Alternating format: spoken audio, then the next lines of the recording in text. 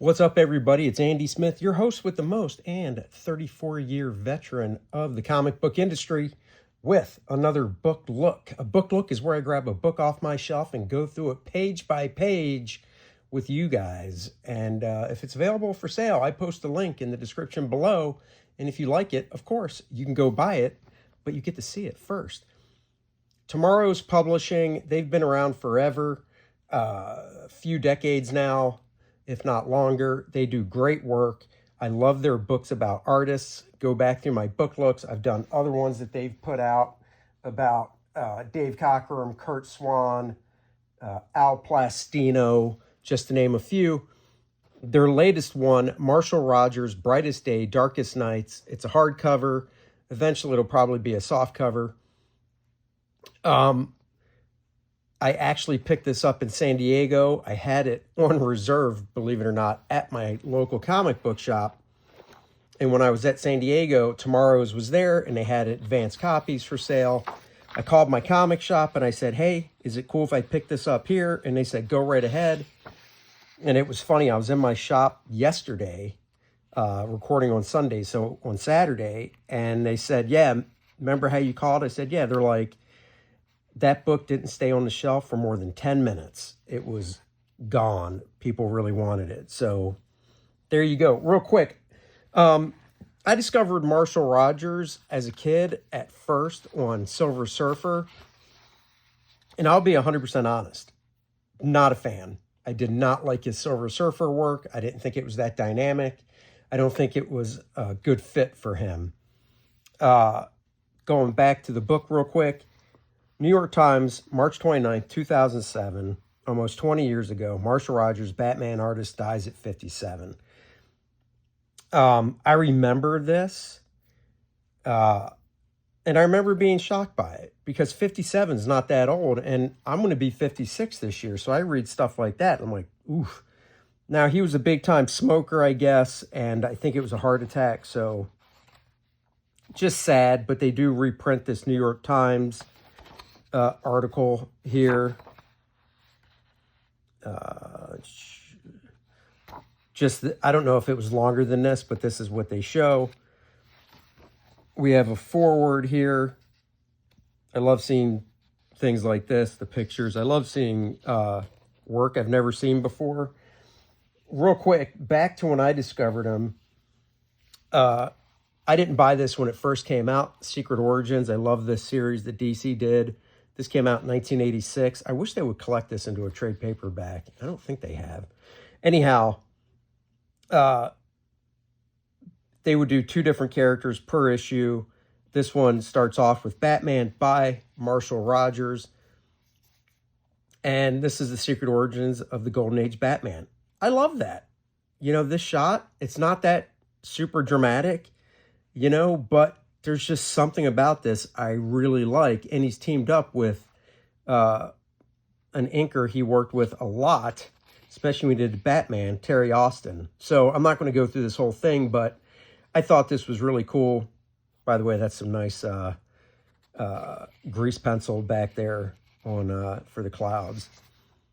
So anyhow, I thought this was cool. And then I also knew Marshall from, I don't have the original issues, but this was his original run on Batman, Strange Apparitions. Look at this cape. I love it. Marshall, I think, Neil Adams did it, of course, but Marshall also did the exaggerated cape, where you could kind of say it would grow in size. And what I mean is there's shots in here where it's just, you know, normal length when he's standing, but then you get stuff like this where it's really long. And the long pointy ears, which Kelly Jones has said he met Marshall and he told him that he attributes the long pointy ears to Marshall. Now this book, like this is by Marshall, this Joker, love it. And I know it's not a book, look at this, don't worry, I'm going to get past it. The first few issues in this, it was originally supposed to be Walt Simonson and Al Milgrom on the book. And Walt only did layouts, Al did finishes. It's not really that great. If Walt did full pencils, it might be better. I still like it, though. I mean, you can see Waltisms, like, that's great. But after those 2 issues, we get into the Marshall Rogers stuff. I think they probably do a cover gallery in the back. But this is really a great story and does get him back to his detective, Batman's detective roots. And it's got some great art in it by Marshall and Terry Austin. This is Terry before the X-Men days. Let's just see if they do the cover gallery in the back. Oh, wow, they don't. No cover gallery. That's kind of surprising to me. And then Dick Giordano ended up inking the last few issues. But anyhow, get that. Okay, moving on. A Sister Remembers. This is cool. This is an interview in 2019 with Marshall's younger sister. She's, I believe, 7 years younger. He was born in 1952, if memory serves from reading this. And it's really nice. I think stuff like this is cool. It's long, as you can see, but it's in depth. She remembers so much about him. And it's nice seeing Marshall from her perspective. Unpublished Justice League page from 1971. Not in the business yet, but he was 19.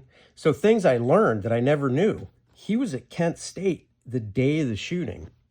Had no idea.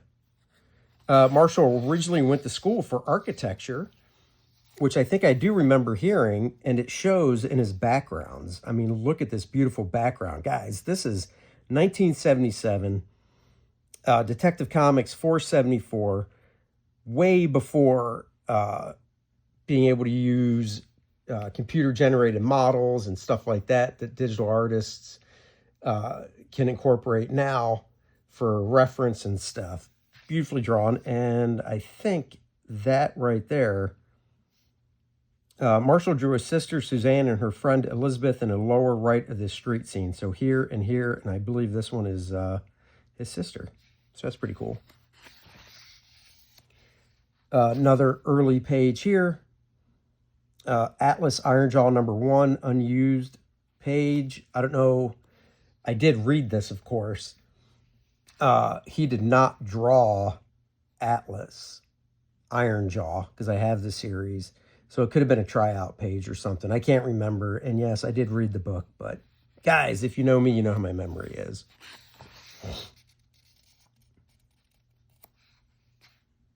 And then it has remembrances from people. So you've got Arvell Jones, cool, talking about him. This is one of Marshall's first jobs right here. Michael Nasser, remembering him, a nice interview, talking to him about it. And I haven't seen many interviews with Michael Netzer. Here's one too. I didn't know that Marshall worked up at Continuity in one of the offices, or one of the back rooms. Neil Adams and Dick Giordano started up Continuity Studios. It was an ad agency. Most of the ad stuff was, of course, comic book type stuff. And Marshall worked up there. I did not know that. So that's cool. Never heard of Detectives Inc. until now. And this is one of the things I like about these books, is discovering all this stuff. He worked on Coyote. I heard of Coyote. Didn't know he worked on that. I knew he worked on Doctor Strange. Let's see, 6 issues. And then Marvel Fanfare #5. So, for instance, I did not know he did Marvel Fanfare #5. But these are really nice. Love this cover right here. That's issue 49. I actually almost picked this up yesterday.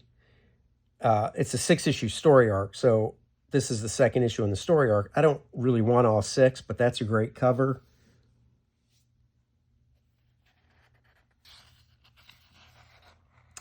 Let's see.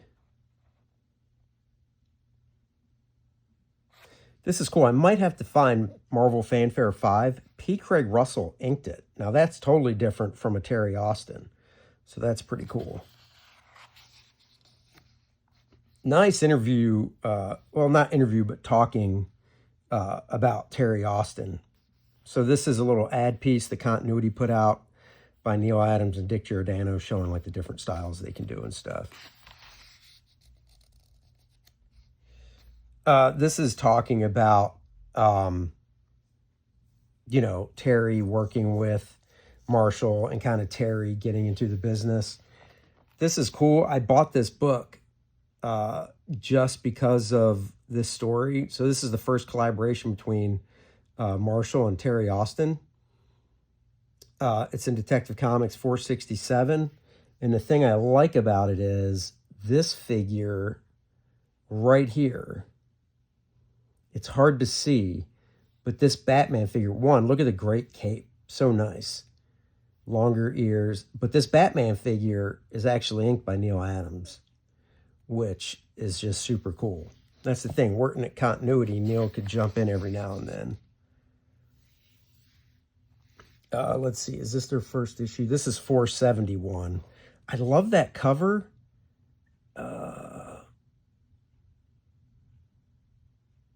Oh, okay. So yeah. So this is 471.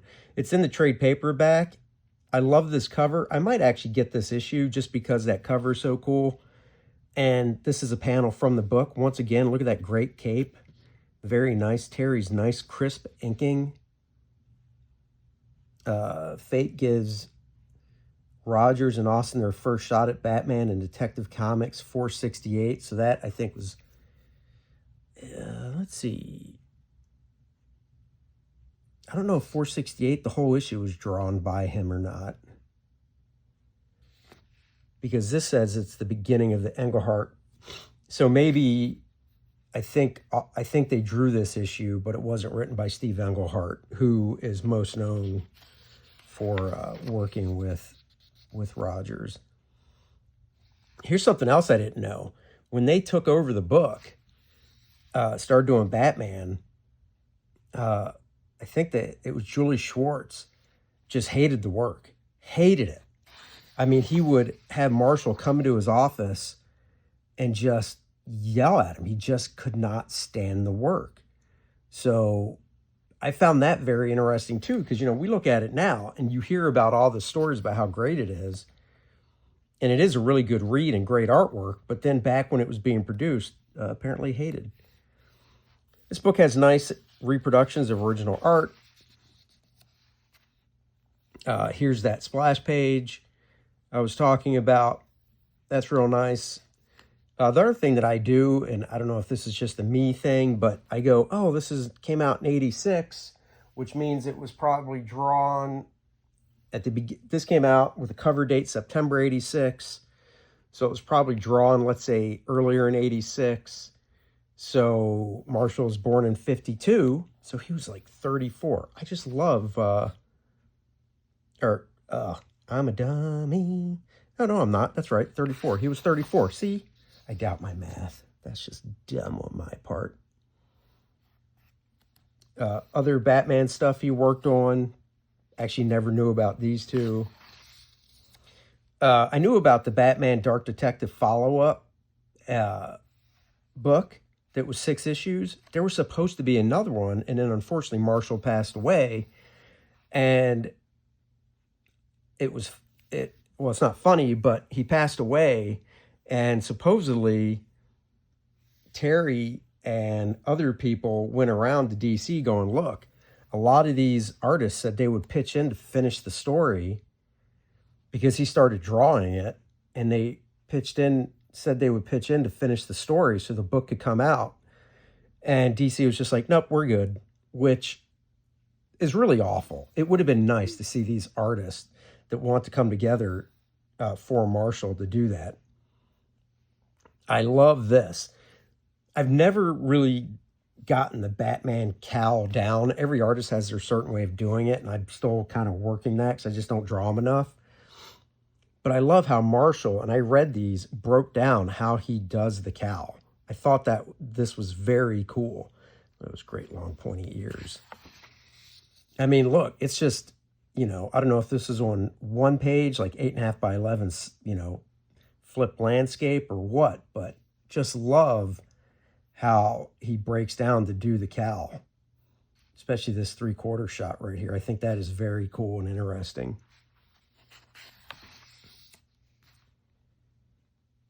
Unpublished page here.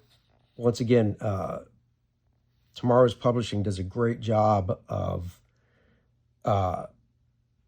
finding unpublished work and putting it out there.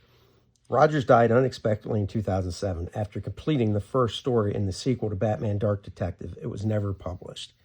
So he did finish the first issue. And like I said, other people said they would pitch in to help finish it and stuff to get it out there. And DC just said, nope. In fact, here we go. In this case, that meant contacting Marshall's friends in industry to see if any of them would be willing to pencil the other 5 scripts that Steve had written that were left orphaned when Marshall died. To my delight, everyone I contacted said that they would be happy to pencil an issue. Look at this. Mike Kaluta, Jim Starlin, Alan Weiss, Walt Simonson was too busy, unfortunately, but just these names, Kaluta, Starlin, Weiss, each penciling an issue. Walt said he was too busy to do an issue, but he'd be glad to draw 6 covers. And DC said no. Are they crazy? That is money they left on the table. That would have sold so good because it was supposed to be 12 issues and they did 6. And then, so sad they didn't do it. They should at least print the first issue that's done, that Marshall did.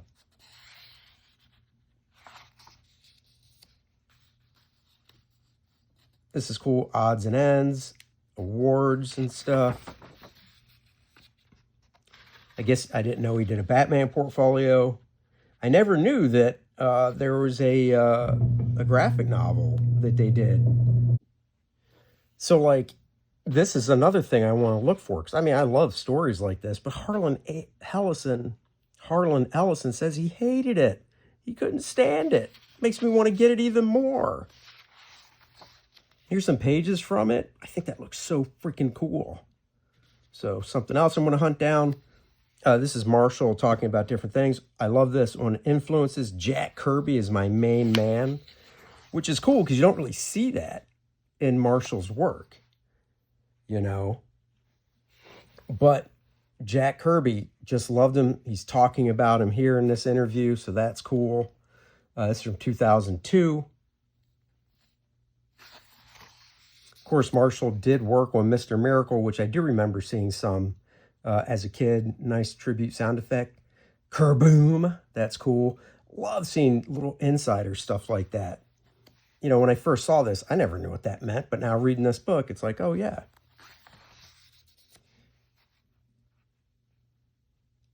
Let's see. This is Terry Austin. Inker had each other.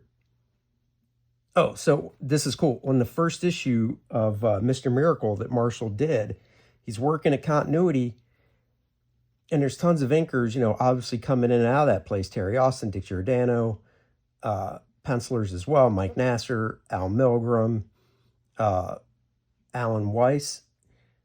On this specific job, one inker took a figure and inked that figure throughout the whole book, and so on and so forth.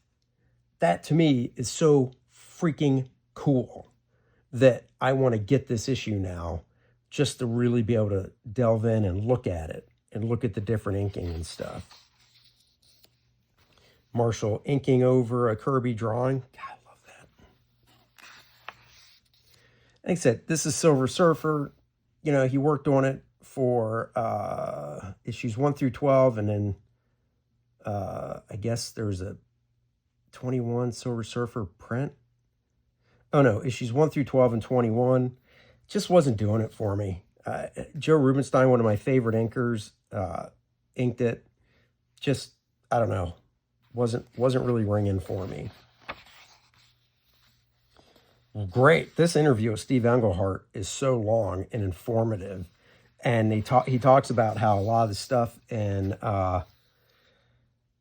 some of the Batman movies was pulled from what him and Marshall were doing. Once again, I never knew that. So Steve has no love for DC Comics. Anyhow, nice long interview here.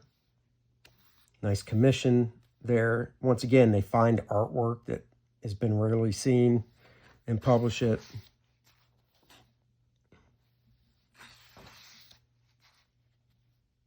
Here we go, splash page. This is Mr. Miracle 19. And that, of course, reunited Steve Englehart and Marshall.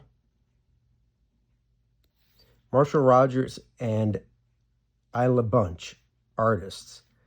Isla Bunch is basically a lot of inkers. And I think, if I remember reading this right, Neil Adams inked these eyes. Just the eyes. I mean, it's not like you look at that and go, oh, those are Neil Adams' eyes. But just, I love that whole studio collaboration type thing. Of course, he worked on Coyote. Then he went and did video games. So in the 90s, after Surfer, I'm like, where did Marshall Rogers go? Even I thought that.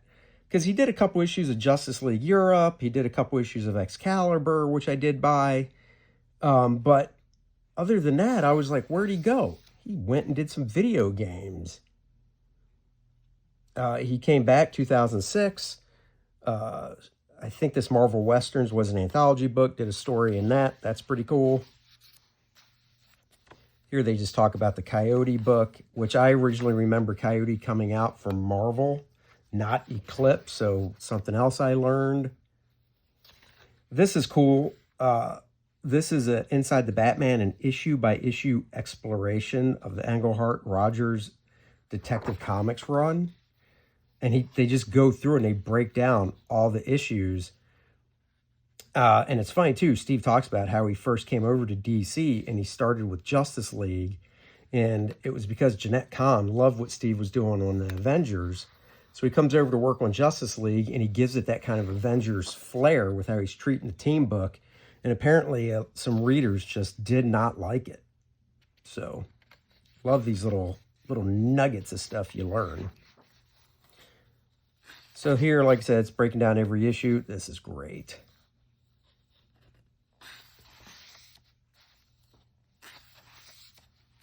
Look at that cape. Long ears. Kelly Jones said he was influenced by it. You can see it. Great Joker. It does make me want to go back and reread that Batman stuff that those guys did.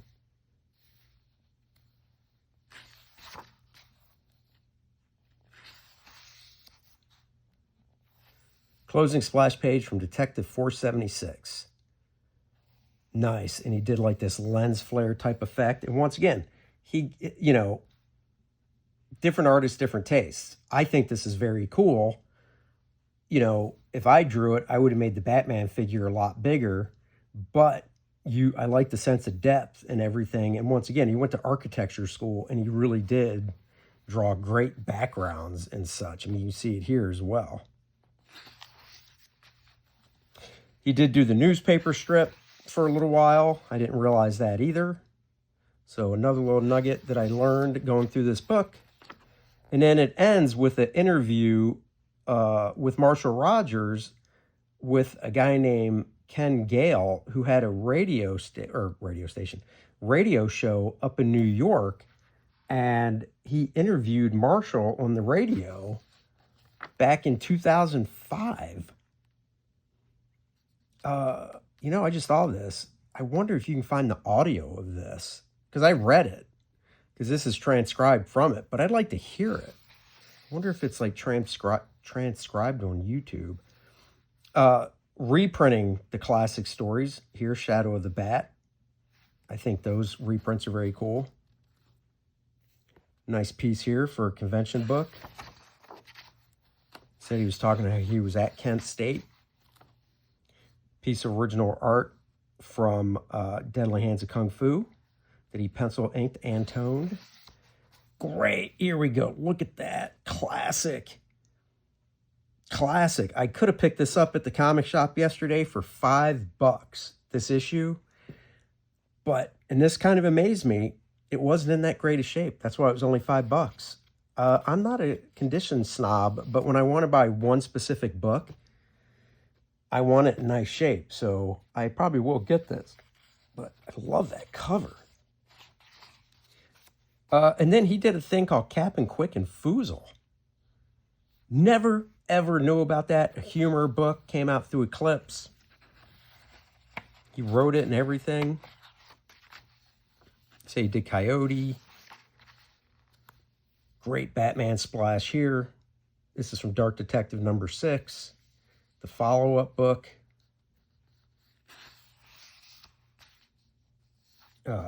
Rogers notes that Grace Kelly was the model for Silver St. Cloud. That's cool. Love that. I wish this was printed bigger. Mr. Miracle 19. Detectives Inc. was 2 graphic novels. Marshall drew one of the storylines. He drew the, let's see.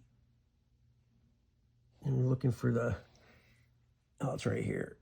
So he drew the first one, A Remembrance of Threatening Green, and then Gene Colan drew the second. So 2 great artists there. And then Don McGregor talking about Marshall, so that's cool. So who was Marshall Rogers? Brother, son, father, artist, friend. This is a very nice ending by Jeff Messer. And then we get into a checklist. I'm so glad they do these, so I can kind of try and do some more research and stuff to see if there's any other books out there that I want to get. Like, love that. That's number 24. That's a great cover. I think I actually have this book because I recognize that cover. So that's it. Guys, if you're a fan of 1989 Marvel Fanfare Pinup, the original X-Men, that's the book I just showed you from 99. So guys, if you're a fan of like Marshall Rogers and you want to know more about him, I would highly recommend getting this book. It's very in-depth, and I think you'll enjoy it. And learn a lot about the guy, whether you really love his work or not. I was very hot and cold on it. Because, like I said, I like specific books he did, comics, and like I said, Silver Surfer, not my cup of tea. But this bad boy, definitely worth the pickup. And then this one, okay, bonus, I'll go through it real quick. Batman, The Secret Origin Job, inked by Terry, so reuniting those guys. So it's not a lot of heroic stuff in here. It's basically what's going down with Bruce after his parents get murdered. Look at that. Look at that cape. I mean, he comes from the school of thought of Batman looks creepier and scarier when his cape is covering a lot of them, which I've always had a hard time doing because I love drawing anatomy so much. I don't like covering the body with the cape, but I totally understand his point.